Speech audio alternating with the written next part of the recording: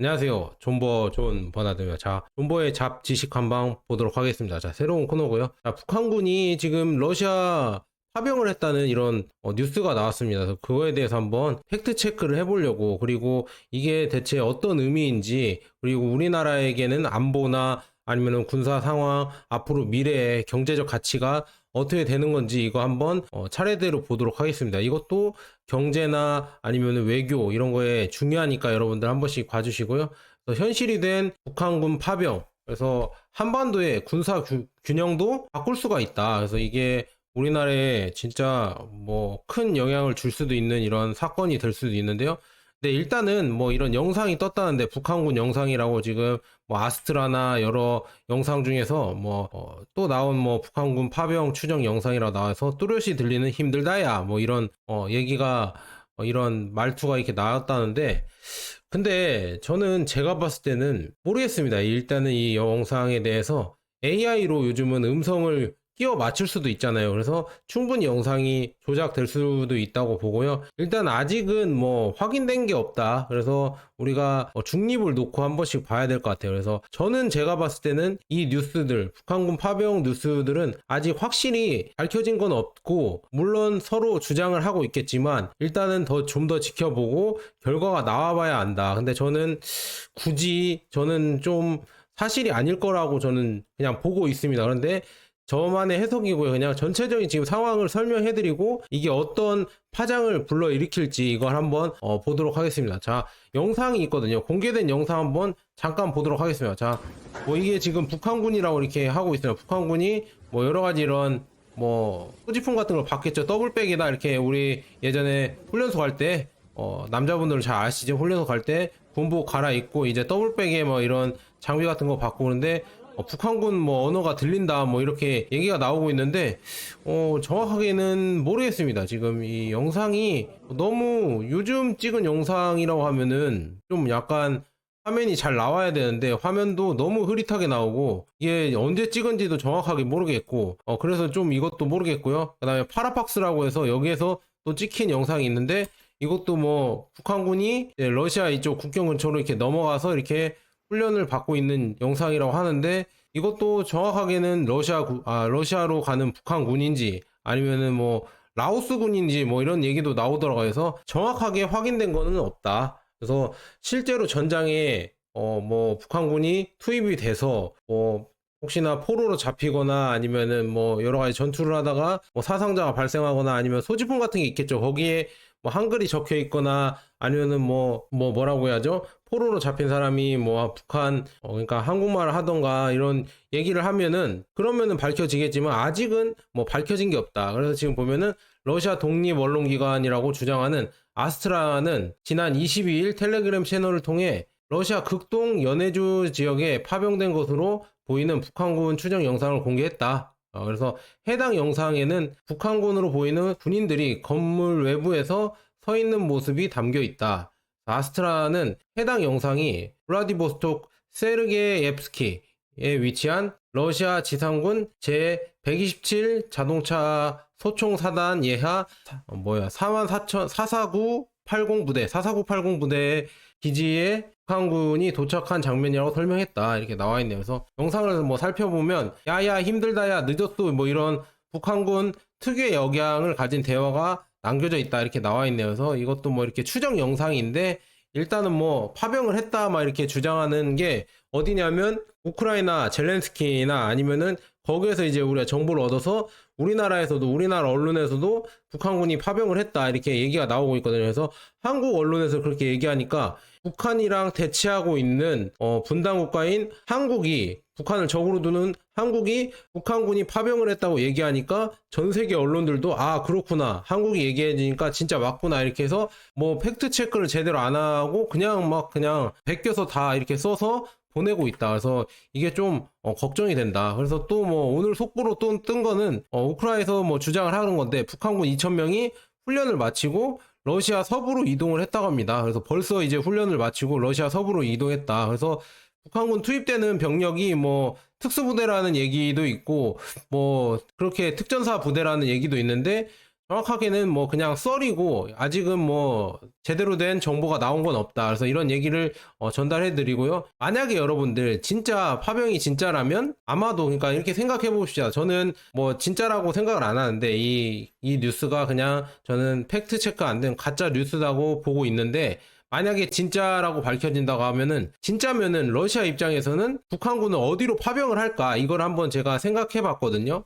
제가 봤을 때는 아마 북한군을 쿠르스크 지역 여기에 배치 가능성이 크다고 봅니다. 왜냐하면은 일단은 우크라이나 영토가 아니고 우크라이나가 러시아로 이렇게 들어온 영토잖아요. 러시아 영토를 이렇게 침략을 해야 된다고 했나? 반격을 했다고 하죠. 반격을 해서 러시아 영토를 어느 정도 지금 빼앗아서 이렇게 점령을 하고 있는 지역이잖아요. 이 지역에 아마도 북한군이 들어갈 가능성이 크다. 왜냐? 우크라이나 이런 영토에 간다고 하면은 실질적으로 진짜 참전이 되면서 이제 뭐 다른 국가들에게도 이제는 참전의 명분을 주기 때문에 굳이 그렇게까지 할까? 그래서 러시아 입장에서는 아마도 투입이 된다고 하면 이 특전사 부대를 아마도 쿠르스크 이 전선에 이게 포함을 시켜서 여기에 투입을 시켜서 아마 뭐 우크라이나 이 남은 전력들을 소탕하는 역할을 하지 않을까. 그래서 뭐 여기에 뭐 체첸군을 보내겠다 뭐 이런 얘기도 예전에 계속 나왔었잖아요. 그래서 뭐 여기에 아마도 북한이 투입될 수도 있겠다. 그래서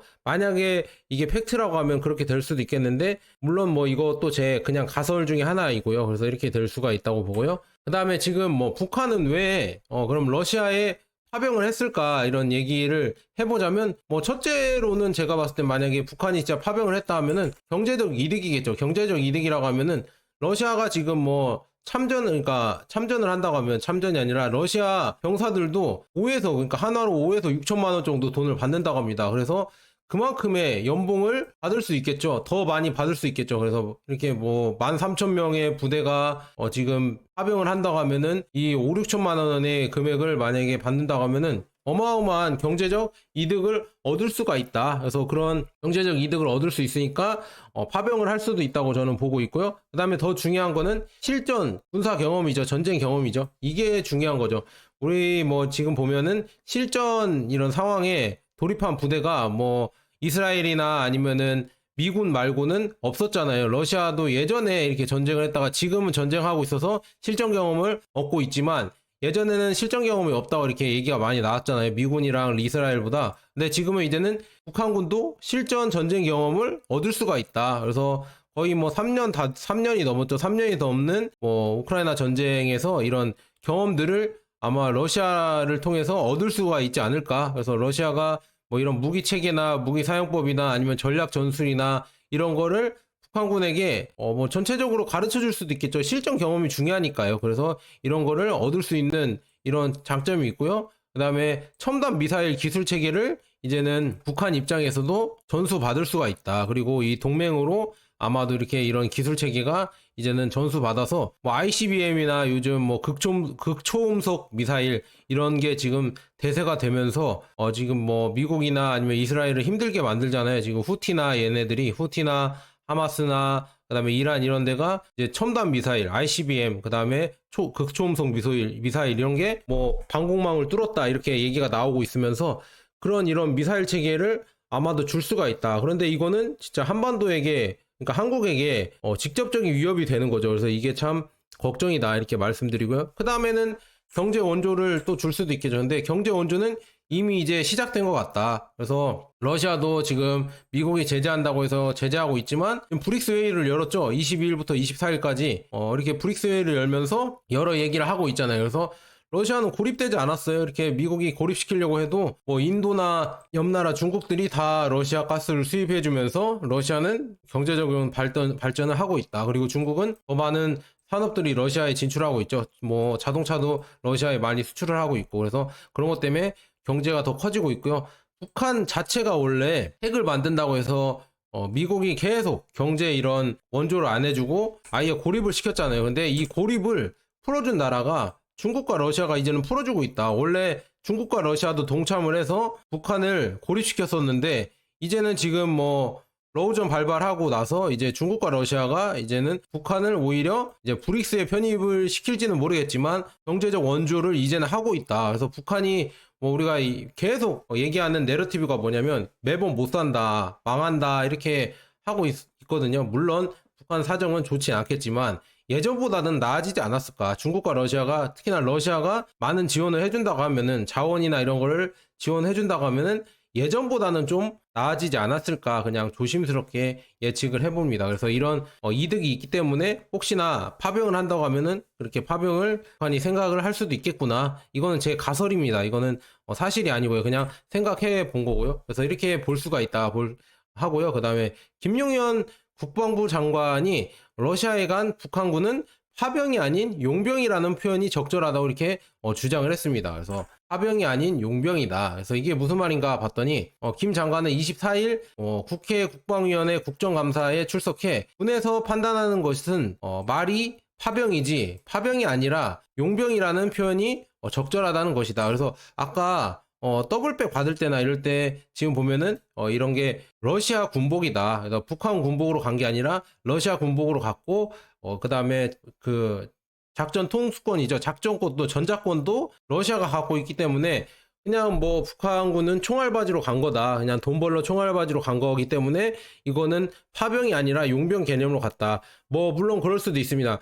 지금 전장에서 용병으로 싸우는 국가들이 많이 있다고 합니다. 프랑스도 그랬고요. 아니면은 뭐 그냥 들리는 소문에 뭐 폴란드도 용병으로 들어갔다는 말도 있고 그래서 그런 말이 많이 있어요. 그래서 북한군도 그런 용병 형식으로 이제 북한군 이름으로 들어간 게 아니라 용병 형식으로는 충분히 들어갈 수도 있다고 저는 볼 수도 있습니다. 그래서 이것도 김 장관이 뭐 이렇게 김 장관님이 뭐 이렇게 잘 얘기한 것 같긴 한데 물론 뭐 이런 가설도 세울 수가 있겠죠. 그래서 이것도 한 번씩 보시고요. 저는 그냥 오히려 용병이라 이렇게 해줘서 오히려 우리나라에게는 조금 더 이거를 이해할 수 있게 더 쉽게 이해할 수 있게 하고요. 그다음에 우려가 더 격화되지 않게 이렇게 한 것 같습니다. 왜냐하면은 제가 봤을 때는 북한군이 진짜 파병이 됐다고 뭐 이렇게 선언을 하면은 우리나라도 이제는 우크라이나에 파병을 해야 된다. 그다음에 무기를 지원해야 된다. 이런 얘기가 나올 수가 있거든요. 그걸 하려고 하는 지금 사람이 우리 정부에 있거든요. 그래서 그게 걱정이 돼요. 근데 국방부 장관이 이렇게 파병이 아니라 용병이라고 해줘서 그나마 그거는 조금 위안이 된다. 그다음에 러시아 입장을 들어봐야겠죠. 네, 러시아는 지금 북한군의 파병을 부인하고 있다. 그래서 북한군의 파병은 허위 과장 정보이다.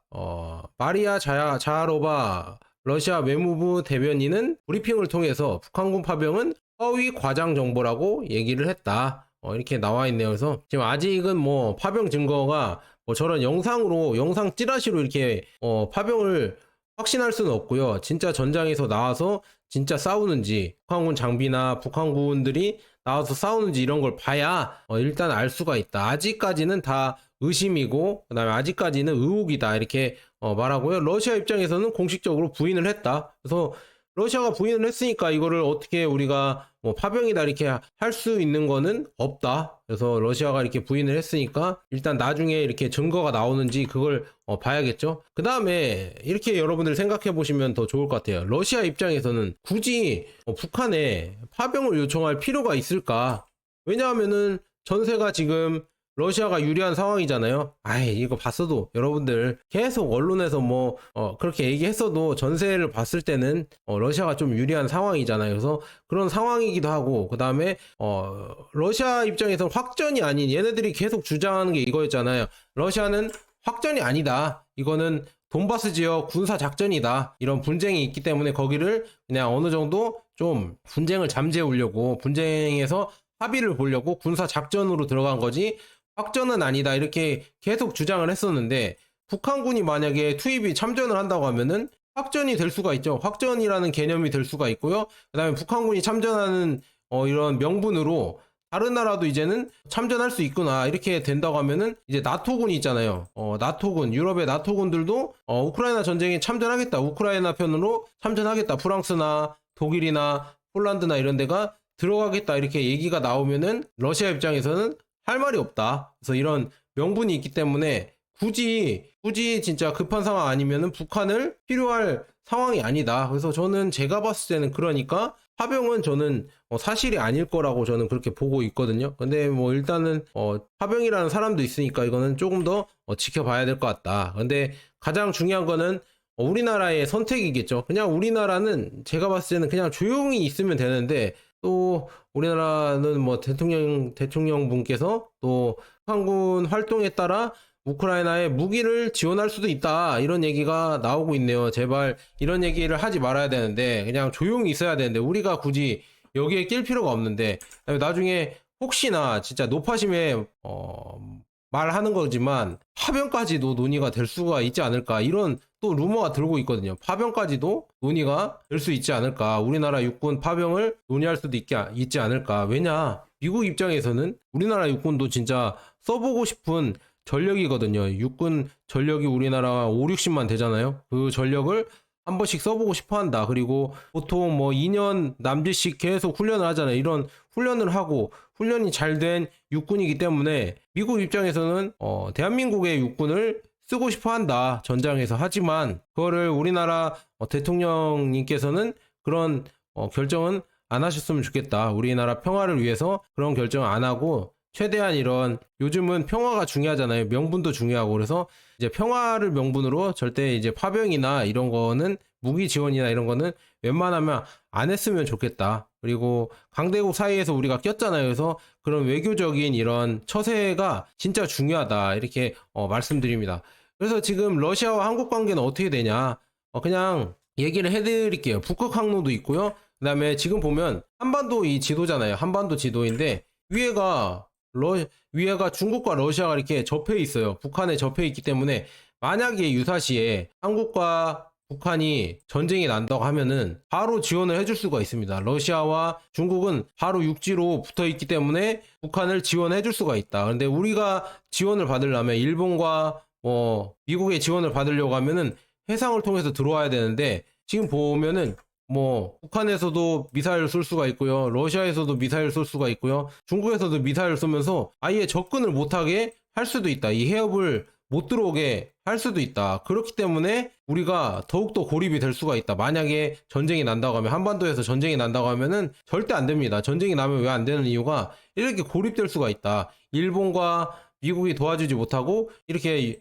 바다에서는 고립이 되고, 못 들어오게 고립이 되고, 육지로 이렇게 지원이 오면서 북한이 몰고 내려올 수가 있다. 물론 우리나라에 서울이라는 이런 아파트 장벽이 있기 때문에, 요즘 아파트가 유명하죠. 아파트 장벽이 있기 때문에 뚫기 힘들 거라서 굳이 북한이 전쟁을 내진 않겠지만, 유사시에 만약에 그런 분쟁이 발생할 때는 바로 중국과 러시아가 육지로 붙어 있기 때문에 더 도와주기가 용이하다. 요즘 지금 보면은 후티 그 홍해를 미국이랑 이런 영국이 어떻게 못하고 있잖아요. 계속 후티가 홍해를 막아버리니까 거기에 대해서 어떻게 뭐 폭격을 해서 처벌을 한다 했지만 결국은 도루묵이 되면서 막지 못하고 있잖아요. 그런 것처럼 지금 만약에 이 해협을 건너지 못하게 계속 미사일로 쏠 수가 있다. 우리 요즘 군사 장비 보면 미사일 정확도도 크기 때문에 더욱더 조심해야 된다. 그래서 우리나라는 처세를 어떻게 둬야 되냐, 그냥 조용히 있으면 됩니다. 조용히 그냥